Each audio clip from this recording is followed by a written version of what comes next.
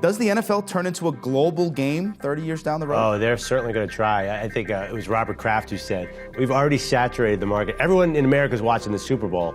Now we have these big markets overseas. They're going to try everything they can. You know, I think the most recent push has not succeeded. Everyone thinks the travel's too much for London. You know, we're talking about technology. Who knows? Maybe that changes a little bit. In 30 years, I would be surprised if they hadn't expanded out of the country. What would you think as a player, having to go to Berlin for a game with a turnaround to go to wherever it might be, maybe on the west coast of the United States? As a player, could you fathom that type of travel? I'm all for it. You know, I think having teams, well, there would definitely be a team in London. We kind of see that coming down the pipe. And you start to look at travel, I mean, what's the difference between flying from New York City to play the Seattle Seahawks or flying from New York and going to London? I mean, really the travel is not that much.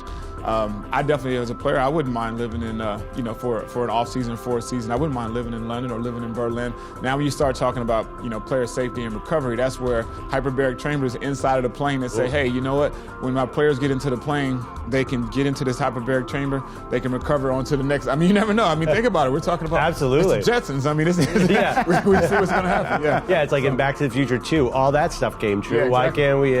And by the way, I want to get on that plane. All right, for Andrew Perloff and Tony Richardson, I'm Ryan Estelta. Thanks for being with us.